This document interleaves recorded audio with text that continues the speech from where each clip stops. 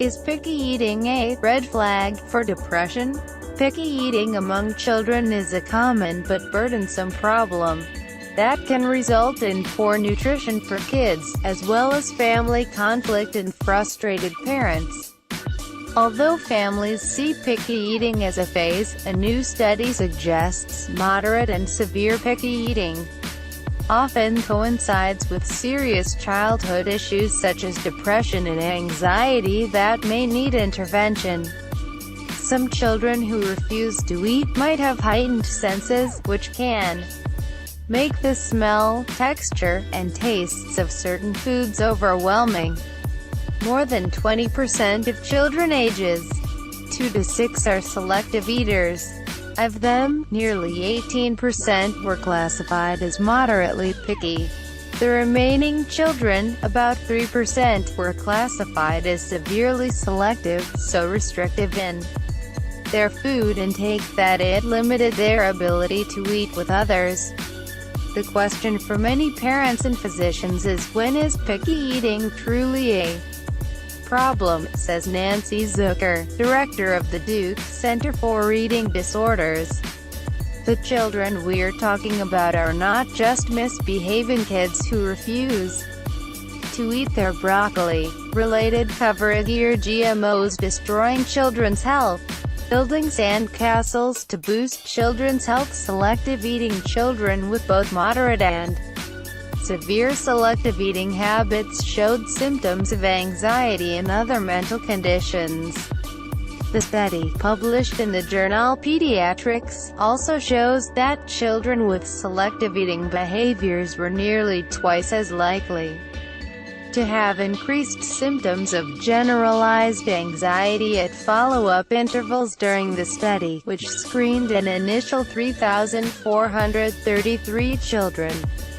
These are children whose eating has become so limited or selective that it's starting to cause problems, Zucker says. Impairment can take many different forms. It can affect the child's health, growth, social functioning, and the parent-child relationship. The child can feel like no one believes them, and parents can feel blamed for the problem. Both moderate and severe selective eating are associated with significantly elevated symptoms of depression, social anxiety, and generalized anxiety, researchers say. Although children with moderate picky eating did not show an increased likelihood of formal psychiatric diagnoses, children with severe selective eating were more than twice as likely to also have a diagnosis of depression. Heightened senses. Children with moderate and severe patterns of selective eating would meet the criteria for an eating disorder called avoidant restrictive food intake disorder, (ARFID), a new diagnosis included in the most recent Diagnostic and Statistical Manual of Mental Disorders. The findings also suggest that parents are in conflict with their children regularly over food, which does not necessarily result in the child eating, and families and their doctors need new tools to address the problem, Zucker says. Children with both moderate and severe selective eating habits showed symptoms of anxiety and other mental conditions. There's no question that not all children go on to have chronic selective eating in adulthood, Zucker says. But because these children are seeing impairment in their health and well-being now, we need to start developing ways to help these parents and doctors know when and how to intervene. Some children who refuse to eat might have heightened senses, which can make the smell, texture, and tastes of certain foods overwhelming, causing aversion and disgust.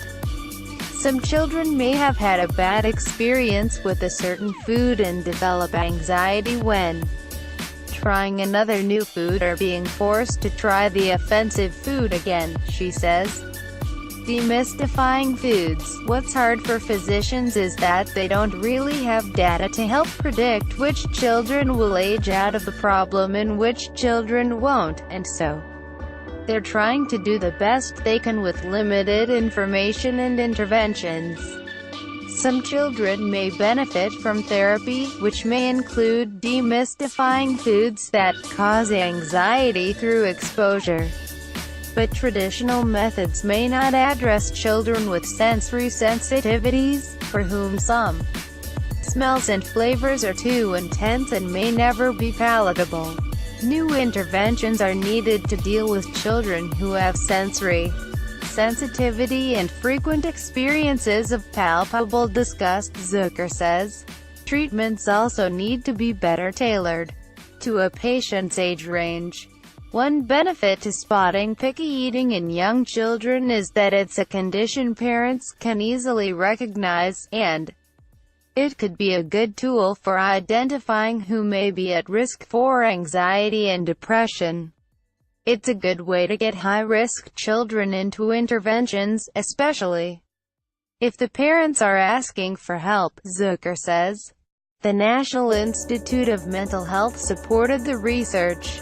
This article was originally published by Duke University.